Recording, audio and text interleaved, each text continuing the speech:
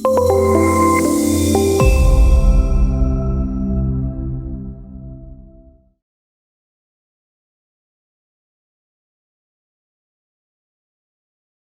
everyone, and welcome to Project Management Talks.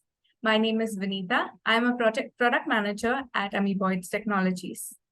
In this series of podcasts, we bring together project managers from around the world to share their insights and learnings about project management.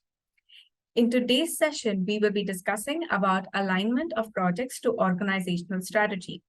We have with us today Natalia, who is a project manager, an experienced project manager from AlphaServe. Hi, Natalia. Welcome to our show, and thank you so much for joining us.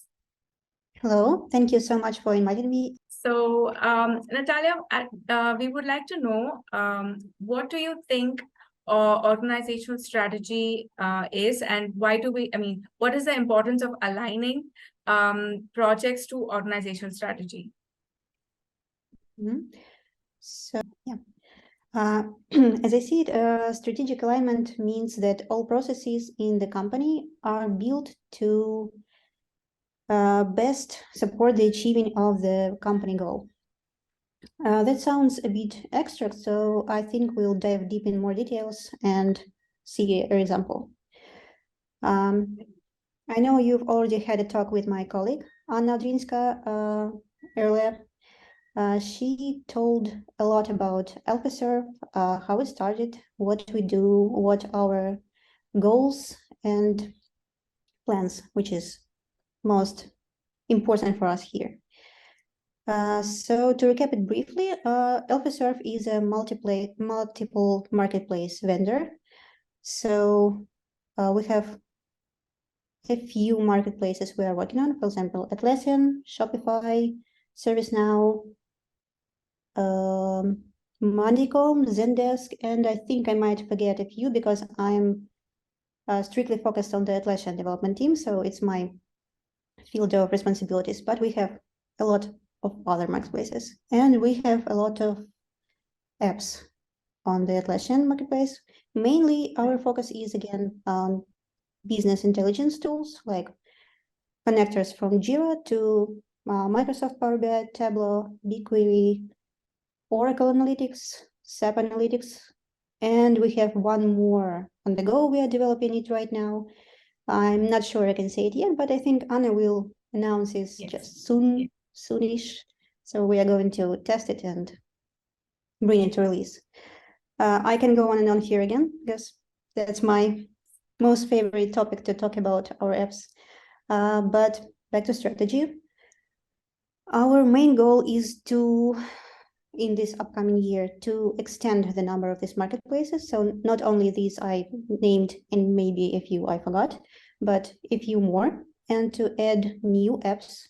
So we want to have a lot of marketplaces and not to remain solely all the one. So don't keep all eggs in one basket. Right. And of course, we want to beat our competitors on the existing marketplace because we don't want to chase new things and neglect the old ones, right, that are already successful. Yes. Yeah. So this is how our strategy has to be aligned with the goals. So we want these new marketplaces, we want new add-ons, and we want the old ones to be successful and to thrive. So we have to plan all projects and everything within to accomplish it, to make it happen. And this is where all our processes and all teams like development, marketing, sales, quality assurance, customer support, so we all have to work together to make it happen. That's really so nice. That's So is the strategic alignment here. Yes, so I guess it's about all the teams working together and Yes. being on the same page while understanding what the organization is moving towards, and hence putting their efforts towards similar projects that are going to contribute to that. Yes, true. So having said this, like, what do you think is the most important thing? Like, why do we need to consider? Like, why do new companies or startups need to consider, picking up projects that are aligned to their organizational strategy? Okay, so yeah, going back to that organizational strategy, let's imagine average software company. So it's been working for quite a while. It has some experience. It has a few teams, like development team, sales team, marketing team. So everything is there. It's not brand new and two people just there. So, but what happens if they have a goal, like have a lot of money, have a lot of customers, so something like everyone does. They have a strategy how to achieve that. But let's say one of the teams, for example, development teams, decides to devote its resources to some features that are not aligned with this project goal. So they develop some features that are fun and useful for them, but not for the overall strategy. I think what we'll see there soon enough is that other teams, like sales teams, marketing team, will see the consequences pretty soon after this, and the project goal will be hurt in this way. Right. And the same goes to other teams. For marketing team, sales team, if one team or if worse, a few teams work separately and not aligned with the project goal and project strategy, the project goal will be at least postponed or even not met in the Right. nearest future. So all resources, all managing systems have to work together, have to come up with a plan and strategy, discuss it together, and check up on it frequently to see that everyone is on the same page and everyone is going in the right direction. So the strategy is working and the plan is on track, so everything should be fine. Right, right. I think it's also a huge waste of resources, right? To do Yes. something that is not aligned and eventually won't help the company or the customers in the long run. Yes, maybe if it's just one feature or something small, it's just fine because it won't hurt. But if it's a tendency, if it's something that happens normally throughout the long period of time, it will hurt the project goal for sure. Right. So I was thinking about what you said regarding, all the teams, being on the right page and coming together, working together. I was wondering if you could share with us a few processes that, would help organizations to align their projects better towards their strategy. Yeah, that's a great question. I think we'll share the AlphaSurf example here. So we have a so-called feedback-driven development. So of course we have a plan which we for the upcoming year we discuss it. We want to achieve some to implement some features, new features to get those new add-ons and everything to improve infrastructure. So we have a plan of what we want to do, but this plan is not too time dense. It's not too crammed with all those features. So we plan ahead to have a lot of time to be devoted to the client requests. Right. So how it works for us? We work by Scrum framework. We have a backlog of all tasks that our team wants to implement to complete. So let's say that a customer reaches our technical support and requests some kind of feature. Okay. Technical support engineers pass this request to the development team, and we discuss it together and we evaluate whether it's meeting our goals, if it has value to our other clients and to our add-on. So if we want to do it. If the answer is yes, then we put this task into the backlog. And on the next sprint planning, we discuss this task and developers estimate its complexity, estimate how much time they assume will take to continue. Of course, life happens and everything can change quickly, but still we try to estimate everything to build our roadmap. So they estimate it, and we also try to put tasks from different categories to the sprint. So we try to add client requests because we want to have a superior customer service and to work towards this feedback. Yes. We want to add some tasks from our project strategy because we again want to be on track with everything we wanted to achieve in the beginning of the year, what we planned. We also try to add developers requests. It's usually some kind of technical debt because it's also can be neglected because developers know what has to be done so that our product is in top quality. So we pick a few tasks from each category, and then the client can receive his feature anytime soon. So it might be not the upcoming sprint because we have a lot of clients and the feature can be too complex to achieve it in one sprint, but we will achieve it in the nearest feature. And if we don't select this feature for development for some reason, well, maybe it's available just for this one client or something, we say this to the client. But I think it's a pretty rare situation. I don't remember much of these things. So that's how it works. Yeah, we have Scrum, we have requests. We try to mix and match every types of this to come along with the goal. Yes. So yes, I believe, I think that there has to be a right balance between, which features we accept from the customers and which features, are eventually going to help the product or the project evolve and for the organization to be successful in the future. And I really like about how you spoke about the collaboration, taking inputs from all the stakeholders and not just the customers. And I think that's really important because in the end, even developers actually work very closely with the product. Even our internal stakeholders work closely with the product and are able to suggest a lot of features or improvements within the product or the project, which will, eventually help in a better user experience for the customers. Yes, and we work with our marketing team, for example, in Close. So when a feature is ready and to be released, we tell them that that's a nice feature to be promoted, to be told to people. So yeah, that's something we work with other team to achieve too. Yes, I believe that involves a lot of communication and back and forth with several teams, right?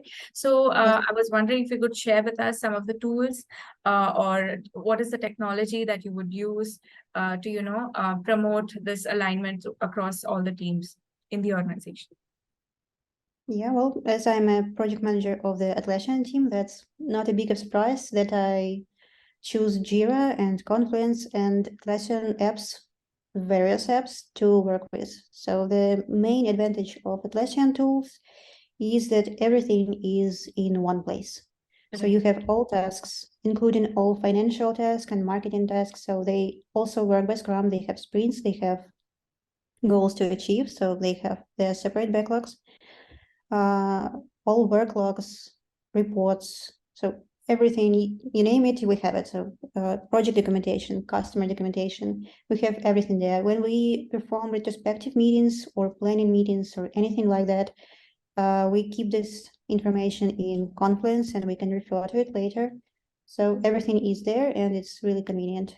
Of course, we use our own apps because we are our main customers, I could say. Yes, I agree. Not paying, of course, but still. But we are testing it thoroughly. Yeah, we use, for example, checklist for Jira to list all tasks, steps we need to complete before the task can be moved to release. We use SmartGit integration for Jira. It's awesome tool for developers. They see how issues are synchronized with the branches in GitLab in our situation, but other providers are fine too. We have Canva for Jira and Canva for Confluence. This is the tool that our marketing team uses a lot. And many others, we use our business intelligence tools too. For example, dashboards for Microsoft Power BI. They visualize the progress and the effort of the teams and in a beautiful way. And again, we can test our own solution. So we see our own data, we see how it's visualized, and we see if everything is okay. Yes, I think And we that's, can yeah. input some new ideas to the backlog, and then again incorporate it into the plan, to the strategy, and make it better. And we use other apps too, like other vendors. We have Space Tools Pro for Confluence, because Confluence on its own is a bit hard to use. We have whiteboards for retrospectives. We have Tempo, of course, everyone knows it. We use it for work logs, and we have partnership with them. So I can name even more, but it just will take more time, I guess. That's We've seen okay. your tool about release notes, Yes. and I always wanted to check it out, so I think I'll do it in the next sprint. Yes, please do. I'm Please really check it out. I mean, we use it too for our application, and it's really helpful to keep communicating the information to our stakeholders, internal and external stakeholders, as to which new features have been released, which are the bugs that have been fixed. And I think they have made quite a few improvements on the application as well in the last few weeks.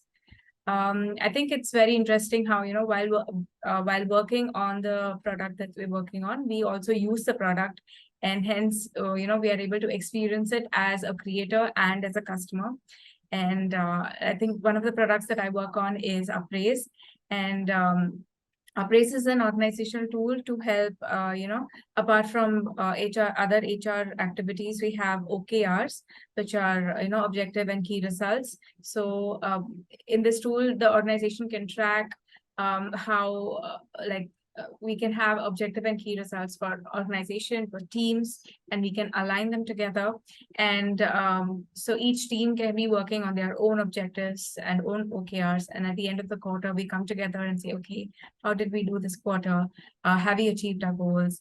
And how can we, next quarter, which are the goals, which are the objectives that we want to carry forward? Or, some of the learnings that we get from here, how do we want to explore that and, improve on that in the next quarter? I think we want to start using this app ourselves and see, how it benefits us. And also taking that back, giving feedback to our employees using the same application, giving feedback to team members as to how we can, appreciating them for their help. For example, Sujit, who normally, conducts these project management talk, really helped me out this time as to how to set it up, what kind of questions to ask. I was nervous before attending the session as well, but I think talking to somebody who's done it, really helped me out. So I think going back to the application, giving him the feedback about that really helps as well. Yeah, that's something we can use too. And I also can see how we can integrate it to our Microsoft Power BI connector. So if these metrics help project managers to see, or even stakeholders to see the effort of the team, we can use it for the dashboards and to visualize it and, add some nice pie charts and everything else and make it nice. So yeah, we can even integrate our tools together. Yes, definitely. Would love to do that. Yes. With that, Natalia, we've come to the end of our session. And thank you so much for sharing your insights and learnings with us. And I would also like to thank our viewers who are watching this podcast right now. And if you would like to see more of this content, you could subscribe to YouTube channel of Amoeboids Technologies, or also follow us on LinkedIn. Thank you so much, everyone. Bye-bye. Thank you so much.